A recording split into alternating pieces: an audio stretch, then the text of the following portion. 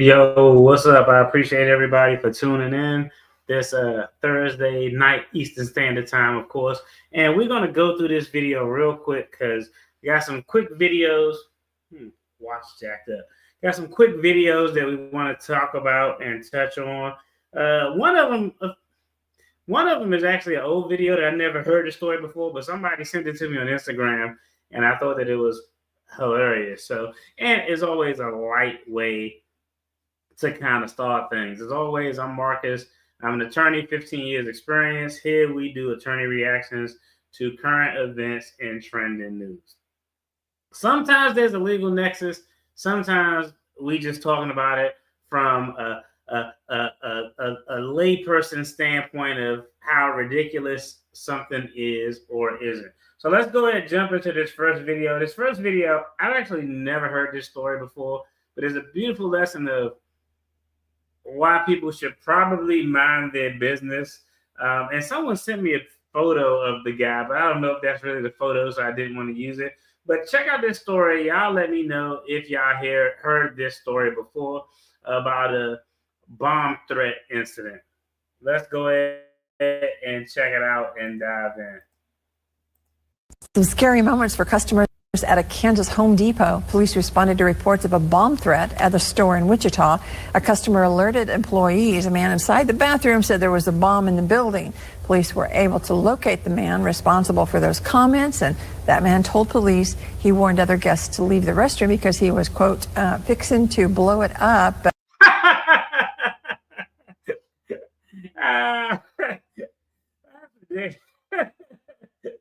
I thought this was funny. Somebody actually sent me this today and was like, yo, you should do a video about this. It is nothing to talk about. It's not a bomb threat. It's actually not a threat. He was actually making a statement that was true. Now, the language that he used could have been interpreted several ways, but definitely not a threat. I thought that this was actually pretty hilarious. Had no intention of causing a panic. Man also told police others in the room laughed, understanding his joke, which I'm just now getting. Real quick, we not even gonna watch this whole. I don't know, we might because it's funny. But her reaction she actually a little slow too. She didn't even understand what was going on. At the store in Wichita, customers at a Kansas Home Depot, police responded to reports of a bomb threat at the store in Wichita. A customer alerted employees. A man inside the bathroom said there was a bomb in the building. Police were able to locate the man responsible for those comments, and that man told police he warned other guests to leave the restroom because he was, quote, fixing to blow it up, but had no intention of causing a panic. Man also told police others in the room laughed, understanding his joke, which I'm just now getting. Home Depot says they will not be pressing charges. But I can tell you right now, you asked the producer for me to read that, didn't you?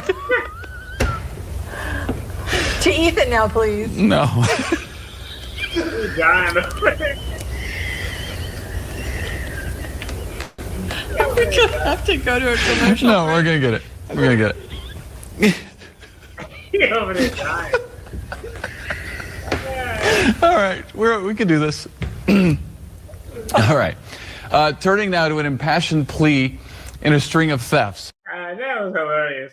I've never heard that story before, but I thought that story was quite interesting. And it's a beautiful lesson of sometimes you should mind your business. They actually called authorities because it was a bomb threat in the bathroom where a guy said he's about to blow it up. That's actually hilarious. No crime, pretty funny. That's actually a hilarious story. All right, let's go ahead and dive into something a little more serious. We got a few stories we're going to talk about on the government furlough front. Now, we all know that mass layoffs have occurred. They were at very targeted agencies, which I kind of anticipated that it would be, because it's always the same 5 to 6 agencies that get fucked with just ridiculously. So we kind of were able to anticipate that. Today in the news, a federal judge issued an injunction essentially saying that laying people off during the furlough is illegal. So it's going to be interesting. And an injunction is just when a federal judge says, yo, you can no longer do this action until it has judicial review. So it's going to be interesting if the injunction holds up. Let's go ahead and take a look. Let me see. I think I want to go to the next video. We're going to skip this one. As we told you at the top of the hour, federal workers started. All right. Let's see. Right now, furloughed. All right. So this next video is interesting because during this whole furlough, there's really only 2 type of people who were furloughed. They were people who this time off, this furlough is actually happening to. And those are people who are constantly watching the news or stressing about how they're going to survive, because most people live paycheck to paycheck, which we're going to see from this next story.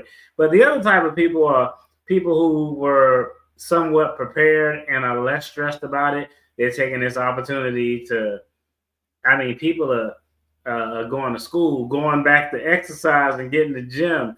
People are starting other projects or other passions that they've been meaning to start. So there's a couple of different people who this is applying to. Overall, definitely is more of a negative impact.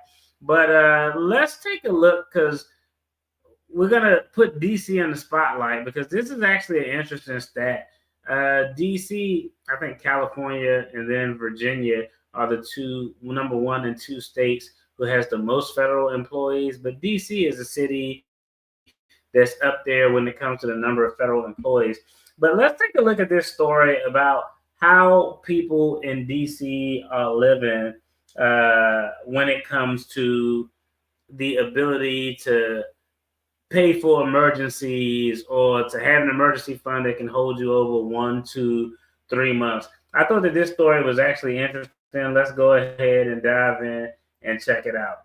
Workers are in a critical period involving their last guaranteed paycheck. Most furloughed employees received a partial paycheck last Friday, and that will be their last until the shutdown ends. And a heading at the top, it says DC area has more people living paycheck to paycheck than anywhere else in the U.S. News 4's Drew Wilder joins us now with a look at some new data out that really shows just how many people are living paycheck to paycheck. Drew? Yeah, I mean, look, the reality is for most of us, we're probably one, maybe two paychecks away from true hardship.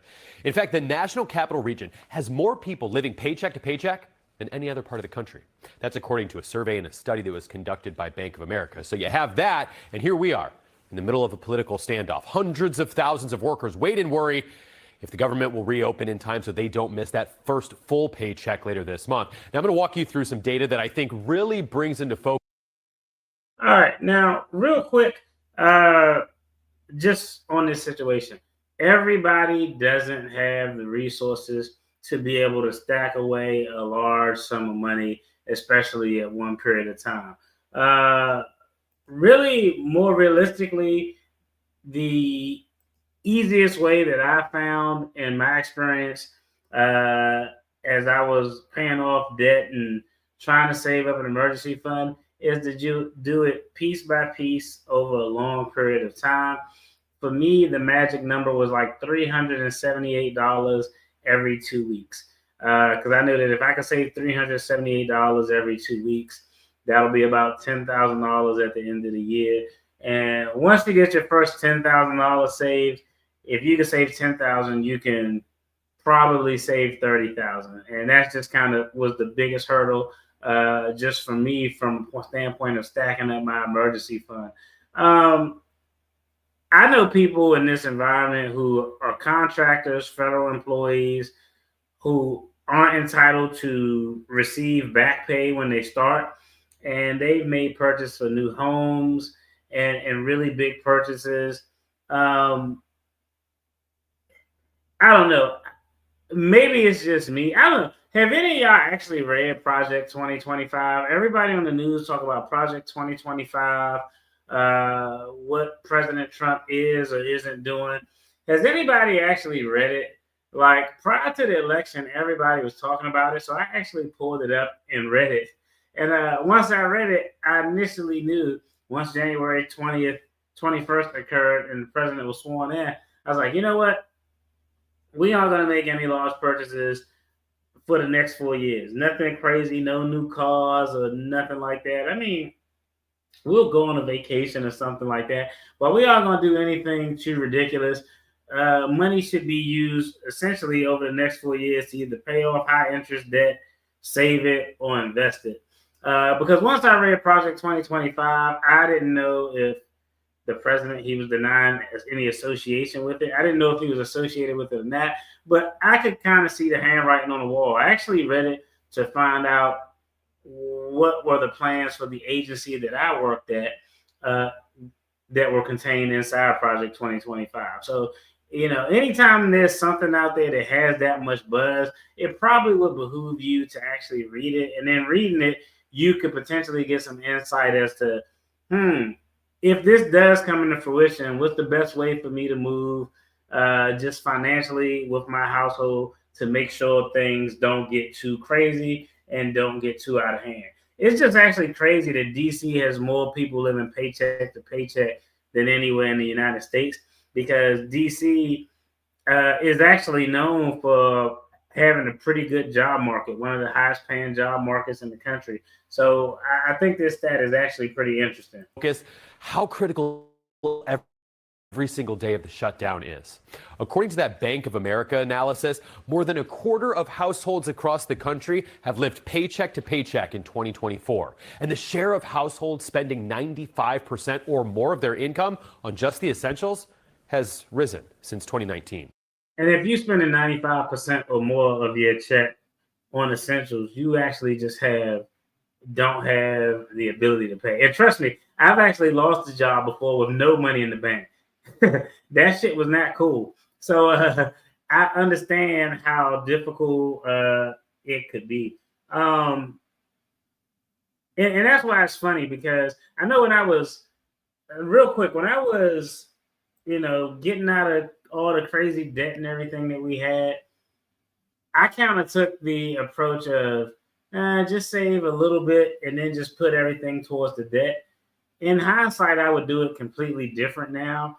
You only can do this if you have access. And sometimes that requires you to go out and do some other hustle so you can have some money to actually stash away to prevent you from having to use credit cards. But in this climate with the furlough, like I said, I anticipated off the jump 30 to 45 days. It's definitely going to be more than 35 days. If 35 days was the longest under President Trump, I already know he's going to want to beat his old record. So I suspected 30 to 45 days, but there are things you can do. There's opportunities that you can find for employment. Now, it may not be employment making a shitload of money, but it could be some employment just enough so you can start stashing something away. Like me, hey, I'm even doing a side job during the furlough because, you know, I just don't like sitting idle. You know what I mean? And it's just kind of extra. We go back to work and we get back pay. Anything I make from doing any additional work on the side is just going to allow me to stash it away and continue to run up a bag. Let's go ahead and finish up this video. Fewer than 50% of Americans have enough emergency savings to cover 3 months of expenses. And in a bank rate survey this year, more than 1 in 3 Americans reported they needed to tap into their emergency savings in the past year. Get this, 1 in 3 Americans have more credit card debt than emergency savings. In response to all of this, the Capital Area Food Bank is expanding its food distributions next week, specifically for federal workers and contractors who, according to the food bank CEO, are already showing up in need.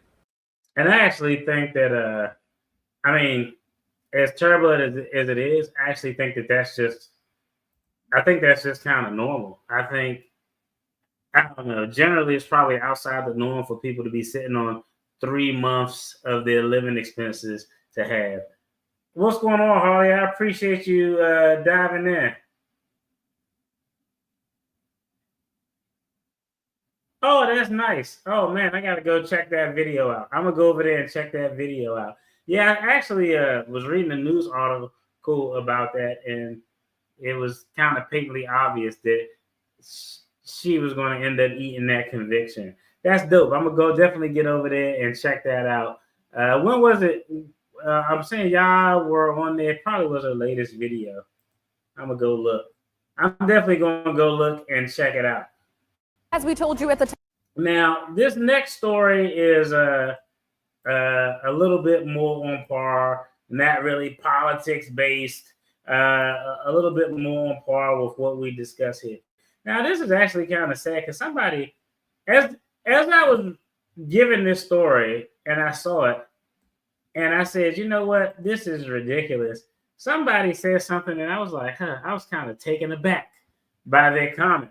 But let's go ahead and look at the story first. This is the story of some scammers at the Department of Motor Vehicle committing fraud.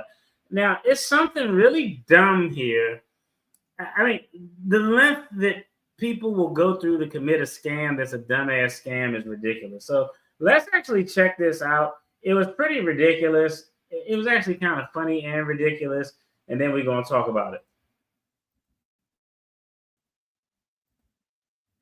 3 employees of the Garden City DMV are among 7 people indicted in this elaborate cheating scheme. Prosecutors say they helped the applicants skip the required test, and one woman even wore disguises to impersonate test. Bruh, she got on a fake goatee. Real quick. All right, so we're going to watch the video, but these 2 women here are essentially taking pay for play. They're getting compensation. I think it was $2,000-$3,000 to take and pass a commercial driving test for people who want to get their CDL. So one, hey, if these sisters can actually go in there and pass the CDL test, that's actually impressive. But to do it under disguises, wearing fake goatees is actually kind of wild. Indicted in this elaborate cheating scheme. Prosecutors say they helped the applicants skip the required test, and one woman even wore disguises to impersonate test takers. All 7 are now facing felony charges. There is a lot going on in this investigation, and Eyewitness News reporter Stacey Sager live now with the details in Garden City. This is so damn stupid. Stacey. Well, Mike, we all know the DMV makes us go through certain tests to get our driver's license, and to get a truck driver's license is harder, as it should be. But prosecutors say this was really an elaborate corruption scheme, and some of the workers at this DMV almost got away with it. Deciding who gets to operate heavy rigs on our roads and highways is not something the New York Department of Motor Vehicles should take lightly. Bypassing that safeguard is far from a harmless shortcut. It is a dangerous threat to public safety. But that's exactly what prosecutors here in Nassau County allege in a 51-count felony indictment against 7 different people, including a supervisor at this DMV in Garden City, Kenesha Middleton, and her sister Jamie Middleton, allegedly taking at least 10 different permit tests for no-show drivers. This is hilarious. That's them in every picture with goatees on and different hats. Now, in order to facilitate a scheme like this, you actually need somebody on the inside to kind of push the paperwork through. So definitely some planning and coordination going on here.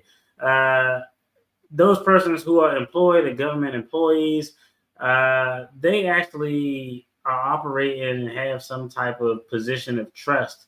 A lot of times, people in government jobs take some type of oath when it comes to regulatory licensing rules and other statutes in the states. So likely what you have here is an indictment that contains fraud, forgery, falsifying records, probably the 3 most likely charges. And you got to think about why. Just think what would have happened if somebody who got a bogus CDL license actually went out and while they were driving the truck actually got in an accident and people fucking died. So as some people may think this is light and is not a big deal, but it actually is a really big fucking deal and is a serious fucking crime because it directly impacts the safety of the public. Prosecutors say they helped applicants skip the required test, and one woman even wore disguises to impersonate test takers. All 7 are now facing felony charges. There is a lot going on in this investigation, and Eyewitness News reporter Stacey Sager live now with the details in Garden City. Stacey. Well, Mike, we all know the DMV makes us go through certain tests to get our driver's license, and to get a truck driver's license is harder, as it should be. Is not something the New York Department of Motor Vehicles should take lightly. Bypassing that safeguard is far from a harmless shortcut. It is a dangerous threat to public safety. But that's exactly what prosecutors here in Nassau County allege in a 51-count felony indictment against 7 different people, including a supervisor. All right, so I'm gonna tell y'all what the conversation was. When I saw this photo, I was like, man, I want to know how much they actually made from this scheme, if they were doing it for $3,000 a pop. But it's ridiculous. It's like nothing but black folks up there trying to finesse the system and get paid and actually put people's life at risk. This shit is sad as hell. I mean, everybody commit fraud, but like, aside from Mr. Mohan up there, it's crazy. Against 7 different people, including a supervisor at this DMV in Garden City, Kenesha Middleton, and her sister Jamie Middleton, allegedly taking at least 10 different permit tests for no-show drivers. You can see Jamie in surveillance pictures wearing different disguises, even fake facial hair, as she posed as a man who would be applying for a commercial driving permit. But she forgot to take off her fake nails. She posing as a man to take a fake test, but she still got her nails on. Come on, bro. This is actually stupid. They circled it right here. This is actually kind of remedial. For a commercial driving permit, but she forgot to take off her fake nails. Come on, I think bro. it's pretty poor. The fingernails kind of gave it away. So did another supervisor who acted as the whistleblower. Prosecutors say the defendants charged as much as $3,000 per permit test, 2 of them working these counters so they could wave the phony test taker through. 3 of the drivers who paid the fee ended up with commercial permits, but only 1 passed his road test. Only one actually was able to pass the damn road test anyway. James Nurse, who ended up working here at the Town of Hempstead Recycling Center, where he spent over a year and a half driving a truck. A government employee, licensed only through a lie, driving a massive truck through our streets. Back here at the DMV, where everyone else jumps through the usual bureaucratic roadblocks just to get a permit or real ID. That is very disgusting. It's not safe, so it shouldn't be allowed. Although, all right, if this guy, all right, this is a question, because we talk about this when we talk about the people and the bogus and the fake professions. Okay, 3 guys had these women take tests for them. 2 of the guys couldn't pass the road test, so they not a danger. The one guy who passed the road test, he's been driving for a year. If he's been driving for a year with no accidents or no issues, would you actually, if let's say he had no other criminal record for anything, if you were prosecuting this case, would you actually allow him the opportunity, if he got no other criminal record, he paid somebody to take his test, but he passed the road test. He's been driving for a year with no issue. Would you, as the prosecutor, actually allow him a pass and dismiss his charges if in a 90-day period he was able to take the written test and pass? Well, let me know what you think. I would probably think about it for him. Everybody else, no. I would probably think about it for him. But, man, it's a double-edged sword because it does pose a risk of harm to innocent people who are just on the road. So I understand both sides, but I can see if those were the facts, I could see them possibly thinking about it. But with this guy, nah, the prosecutor said, you know what, we just going to charge everybody. Hey, I try to tell you, man, hey, shout out to the National Guards going out and going into the major cities, DC here, going into Memphis, going into Chicago. Yeah, I don't know. Like, yo, I was just talking to my neighbor today. Like, our street is like crazy quiet. It's like like right now, beginning of summer, right now, you went outside, it'll probably be all sorts of tomfoolery out there. Nothing. Absolute zero movement, quiet, calm, collective. There's a home that's being built across the street. It used to be just random people just sitting on the porch. Don't nobody be on that damn porch anymore. Just beautiful peace and quiet. So, hey, I know a lot of people are happy. What I saw in DC, you can let me know, Harley, if it's the same. Let me know if it's the same. But the only people who were complaining in DC were like people in affluent neighborhoods who would just wanted to have something to bitch over. Pardon my language. But it was people in lower income neighborhoods with high crime, who were begging and pleading to have ICE come there and clean shit up, have DHS come, DEA, FBI, whoever was assisting DC Police Department. So let me know if that's the same thing that you are seeing. The only people in DC who complained were people who stayed in affluent areas. Outside of that, everybody else was completely 100% on board with what was going on. That's I didn't think about that, but that's actually a fair point. That's actually a fair point. Hey, they could be like Caleb Williams, you know, he liked to paint his nails. That's actually a fair point, but I think that story is ridiculous. Would you give him the one guy who actually passed the road test and had a job for a year with apparently no incidents? Would you give him that one guy a pass and give him an opportunity to actually pass his written test so he could keep his license? It would depend. I would have to see what his employer says. He would have to not have a previous criminal record for me to even consider that. All right, let's see.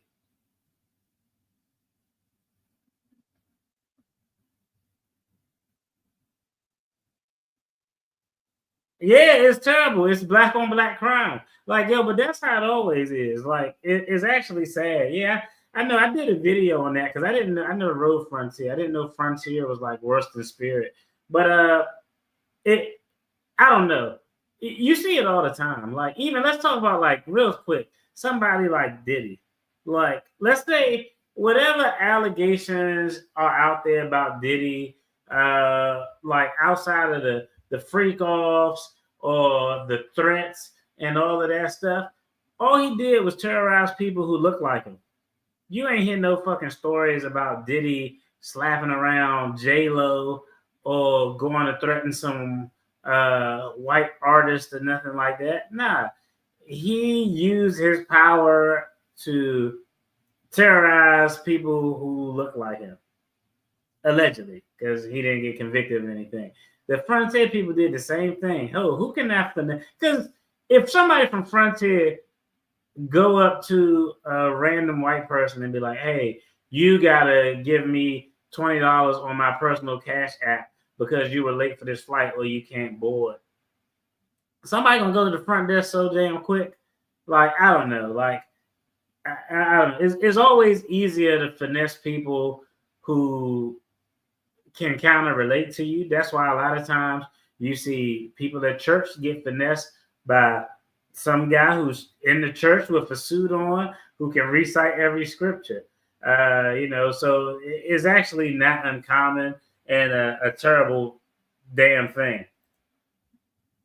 So let's go ahead and pivot real quick. We got one last story, and we talked about this before on the channel. We talked about teenagers or minors who are charged with serious felonies or commit serious crimes and how they should be punished.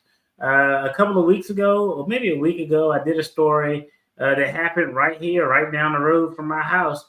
I think it was a 13-year-old who shot a 12-year-old. The 12-year-old passed away and died, and the 13-year-old only had 2 weeks in custody.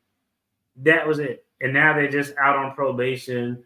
13-year-old, they got into an argument. 13-year-old actually pulls out a firearm, shoots the 12-year-old, kill him, only does 2 weeks in a juvenile detention facility and essentially probation, out, no issues.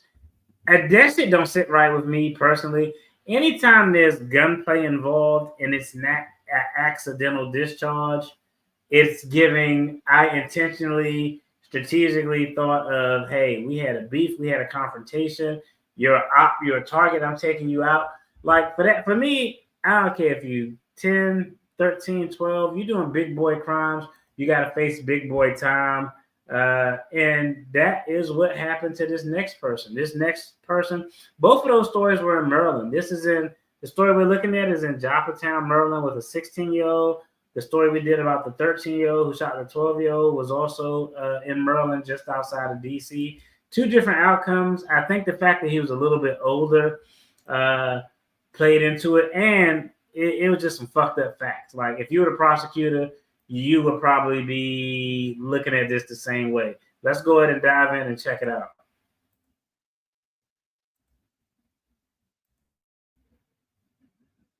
A judge has sentenced a 16-year-old to life in prison for the 2024 murder of a student inside Joppatown High School. Alexa Ashwell is live outside the Harford County Circuit Courthouse with reaction. Alexa. Maxine, defendant Jalen Prince has been sentenced to a total of 80 years in prison in connection to the murder of Warren Grant. Silence inside the courtroom here inside Harford County Circuit Court as a judge sentenced Jalen Prince for the murder of fellow Joppatown High School student 15-year-old Warren Grant, a total of 80 years. I'm fine with it. I'm fine with the sentencing. Real quick, many states allow juvenile offenders to be tried as adults, especially for serious crimes like murder. Like I said before the video started, the court is likely going to consider his age, the nature of the crime, and past record. Pre-trial detention and bail denial. The court denied bail for Prince, which is common for a murder charge. The court denied bail for Prince, noting that he was a danger to the public. Pre-trial detention for juveniles or minors is constitutionally constrained. The prosecution must justify why release would pose a risk. The defense likely argued that there's a presumption of innocence and that detention pending trial should be the rare exception, not the norm. Generally, bail is for securing and ensuring that a defendant is going to appear, but they also look at the nature of the crime, the facts surrounding it, because you got to think about it. Most judges are elected, and the last thing any judge want to do is let out somebody by giving them no bond or bond is too low, and while they're out, they commit another heinous crime. That judge is a 99.9% chance that that judge would actually lose their seat. We can see 80 total years, count one, first-degree murder, life sentence, suspended all but 75 years. Count two, use of a firearm in the commission of a felony, suspended all but 5 years. All right, let's go ahead and finish checking out this video. Let's rewind it just a little bit. 18-year-old Warren Grant, a total of 80 years. Count one, first-degree murder, the judge sentencing Prince to life, suspending all but 75 years in prison. And count two, use of a firearm and commission of a crime of violence, 20 years, suspend all but 5 years, to be served consecutively, meaning after the count one sentence, followed by 5 years supervised probation. That consecutive sentence is not any joke. Literally, every client I ever had, if they had multiple charges and we worked something out, the very first thing they say is, hey, can you make sure they work concurrently? So real quick, if a person is charged with crime A and crime B, and they get 10 years on crime A, 10 years on crime B, if it runs consecutively, that means you got to do the 10 years on A. Then after that, you got to do your 10 years on B. If it runs concurrently, you have 20 years total, but they're running at the same time. So you're only doing 10 years. You're doing a 10-year sentence that starts and ends on the same date for both offense A and B. So as a defense attorney, you're always going to, especially if you do an open plea, which is probably a bad idea, but especially if you just ask the judge,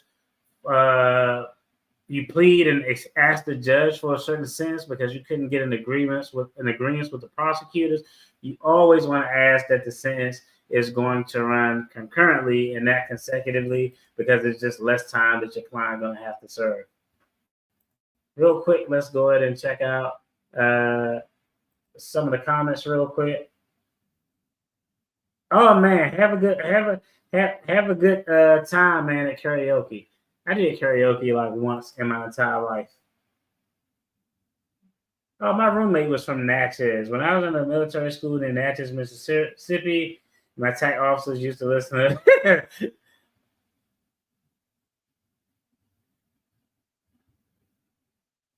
Oh man, that's interesting. That's funny. My roommate was from Natchez, Mississippi, and he loved. I think I mentioned this before. He loved Steve McNair because Steve McNair went to Alcorn State.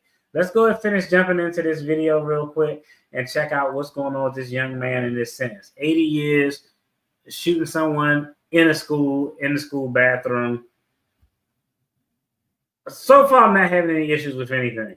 And count two, use of a firearm and commission of a crime of violence, 20 years, suspend all but 5 years, to be served consecutively, meaning after the count one sentence, followed by 5 years supervised probation. We're happy with the result. It's a substantial sentence. The Harford County State's Attorney following the sentence. We ask for strong sentences for any violent crime, but most specifically, we just cannot have our children going to schools and not being safe, and we cannot tolerate gun violence in schools, and we will not tolerate that here, which is why, we asked for the sentence that we did in this case. Back in May, a jury convicted Prince of the first-degree murder of Warren Grant back in September 2024. Investigators say an argument over a girl inside the bathroom ended with Prince pulling out a gun from his backpack and fatally shooting Grant. That shit is crazy, bro. Like, yeah, if it's gunplay on school grounds, you bringing a gun on school, like, yeah, you gotta buy. You're not pass go, they're not collect $200.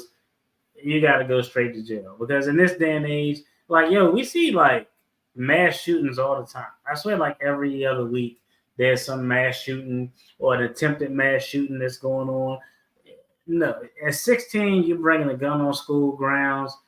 It is a wrap. Get out of here. He did make an argument that he didn't intend to shoot the guy, that he pulled the gun out and it accidentally discharged. that shit is not making sense. Nobody's buying that. Inside court, victim impact statements were read from nearly a dozen family and friends of Grant, including his father. The state's attorney arguing Prince was not able to be rehabilitated, highlighting his record with the Harford County Public School System, at least 18 incidents, including assaults, and more than a dozen incidents at Charles Hickey School, run by DJS, before and after his murder trial. 18 incidents in schools to include assaults. He went down to the juvenile detention facility before this and after this event. Like, yeah, nah, bro.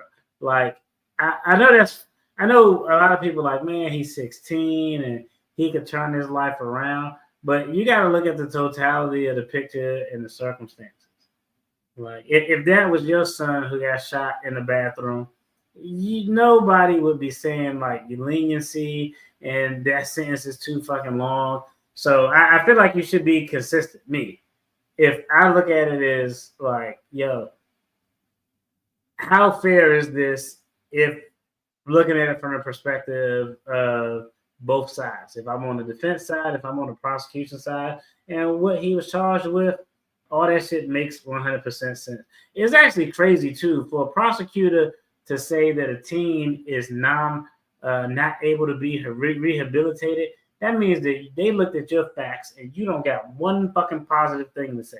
Because prosecutors normally with teens, like, yo, you can normally find a teacher or somebody to talk good about you. The fact that the prosecutor took that position means nobody said shit positive with regard to this guy. It was just nothing there at all. He has this long-standing history of violence that we've seen in the school system.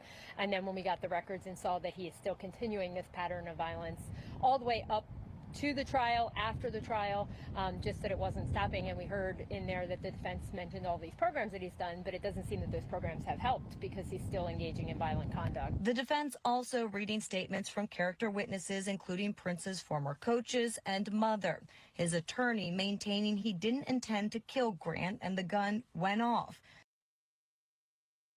I don't buy that, bro. Like, the average gun, I would like to know specifically the type of gun, but the average gun, if it don't got like a head trigger, you're talking about 4 pounds of pressure, maybe 5 pounds of pressure. The average gun, you can load it, chamber around, and toss it across the street, and it's probably not going to go off because you got to have a certain amount of pounds of pressure to actually pull the trigger. So, I mean, I just don't. I'm just not buying it.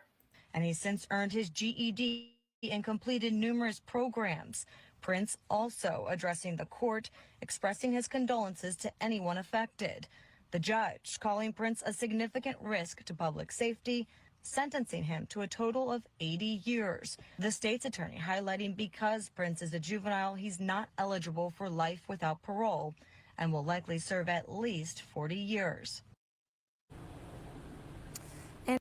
Yeah, that's pretty much a life sentence. You go in at 16 and you come out at 56 because you got to serve at least 40 years. And that's if everything go according to plan, good behavior. You're not in there wilding out and doing anything fucking goofy. Yeah, like, it's terrible because all these lives impacted by this terrible decision that was made. In court, Prince's attorney advising him he has 30 days to file an appeal, which she has done or will do on his behalf. Reporting live in Harford County, Alexa Ashwell, Fox 45 News. Now this is interesting because he filed an appeal. It appears this wasn't a trial. It was a plea agreement. Typically, when you take a plea agreement, you waive your right to file an appeal. But just because a client waives that right to file an appeal, if they actually tell their attorney, yo, I want to file an appeal, legally they have to file the appeal.